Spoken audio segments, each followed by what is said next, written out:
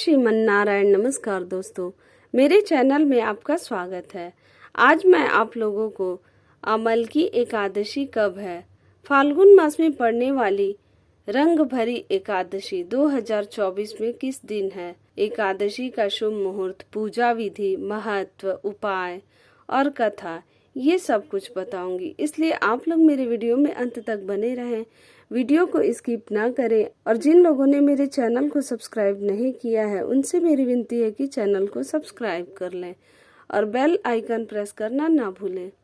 सनातन धर्म में एकादशी तिथि का विशेष महत्व है। फाल्गुन मास के शुक्ल पक्ष की एकादशी तिथि को अमल की या रंग भरी एकादशी के नाम से जाना जाता है। इस दिन विष्णु जी के साथ धन की देवी माँ लक्ष्मी की पूजा का विधान है। इस दिन श्री हरि की पूजा भक्ति भाव के साथ करने से शुभ फलों की प्राप्ति होती है। सुखी वैवाहिक जीवन, मोक्ष प्राप्ति और दोषों से मुक्ति के लिए अमलकी एकादशी व्रत रखा जाता है। अमलकी एकादशी 20 मार्च 2024 को है। इस दिन काशी में बाबा विश्वनाथ संग रंग गुलाल की होली खेली जाती है, इसलिए इसे रंग भरी एकादशी भी कहते हैं। अमलकी एकादशी व्रत 20 मार्च को रखा जाएगा। पंचांग के अनुसार फाल्गुन मास की शुक्ल पक्ष की एकादशी 20 मार्च 2024 को सुबह 2:46 पर शुरू होगी और अगले दिन 21 मार्च 2024 को सुबह 3:52 पर एकादशी तिथि का समापन होगा।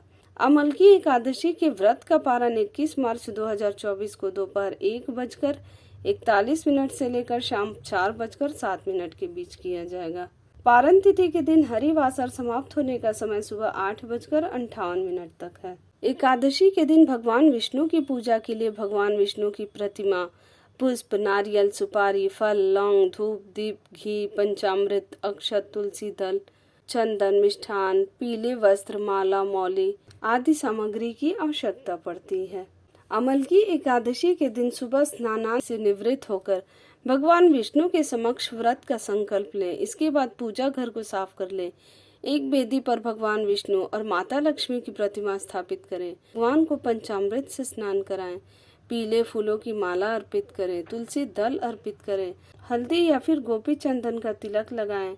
फल और मिष्ठान का भोग लगाएं। पंचामृत का भोग लगाएं। विष्णु जी का ध्यान करें। विष्णु सहस्त्र नाम का पाठ करें। पूजा में तुलसी पत्र अवश्य शामिल करें। अंत में आरती करें, कथा सुने और पूजा में हुई गलतियों के लिए क्षमा मांगे। अगले दिन सुबह पूजा पाठ के बाद अपना व्रत खोलें। अमलकी का अर्थ आंवला होता है। भगवान विष्णु ने आंवले को आदि वृक्ष के रूप में प्रतिष्ठित किया था। धार्मिक मान्यता है कि अमलकी एकादशी के दिन आंवला और श्री हरि विष्णु की पूजा करने से मोक्ष मिलता है। वही इस दिन शिव जी माता पार्वती को पहली बार शादी के बाद काशी लाए थे, इसलिए इस दिन महादेव को गुलाल अर्पित करने से व्यक्ति के वैवाहिक जीवन में खुशियां वापस लौट आती हैं। इस एकादशी पर किसी मंदिर में आंवले का पौधा भी लगाना चाहिए। आंवले की पूजा करें। देवी दुर्गा की भी पूजा इस दिन करनी चाहिए। अमलकी एकादशी व्रत को करने से व्यक्ति को मोक्ष की प्राप्ति होती है। अब मैं आप लोगों को अमलकी एकादशी व्रत की कथा सुना रही हूँ। बोलो जय श्रीमन नारायण।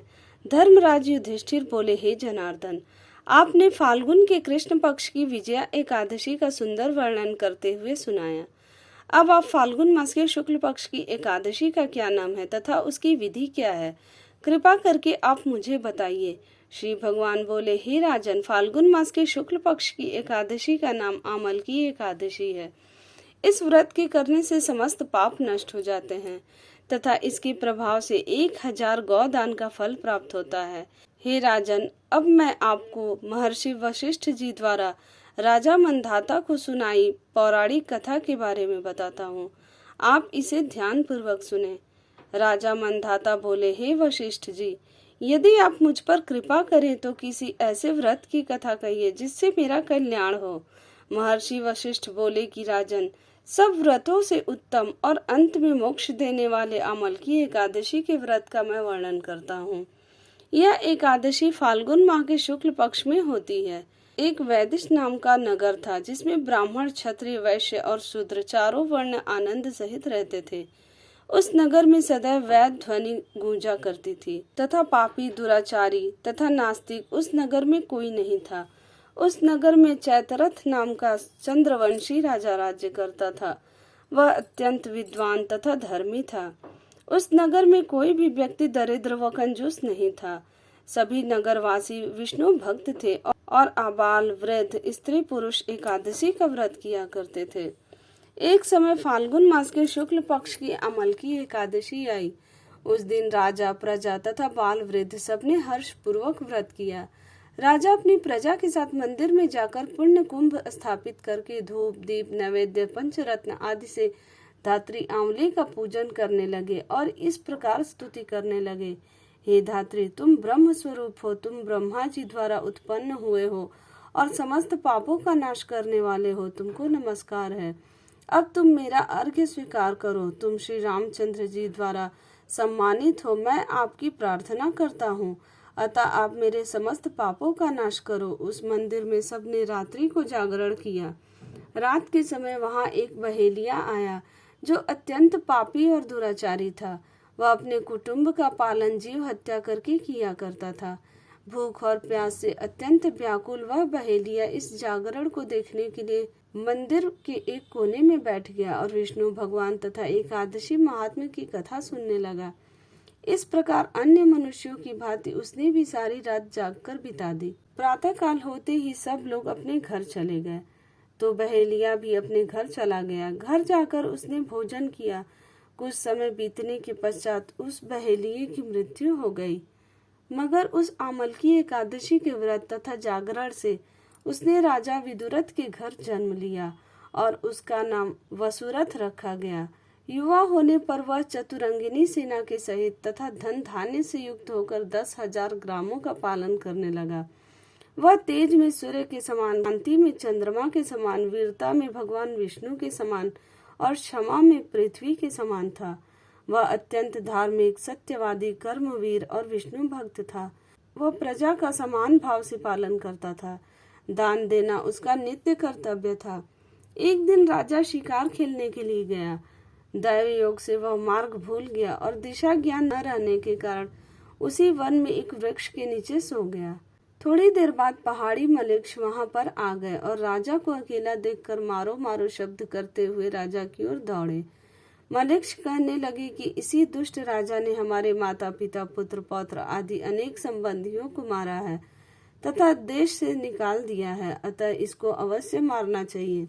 ऐसा कहकर वे मलेक्ष उस राजा को मारने दौड़े और अनेक प्रकार के अस्त्र शस्त्र उनके ऊपर फेंके। वे सब अस्त्र शस्त्र राजा के शरीर पर गिरते ही नष्ट हो जाते और उनका वार पुष्प के समान प्रतीत होता।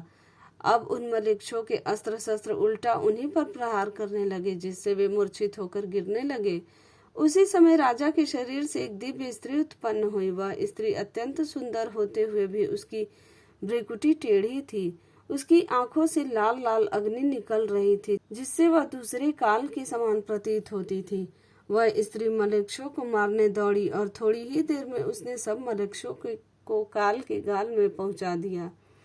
जब राजा सोकर उठा तो उसने मलेक्षों को मरा हुआ देखकर कहा कि इन शत्रुओं को किसने मारा है?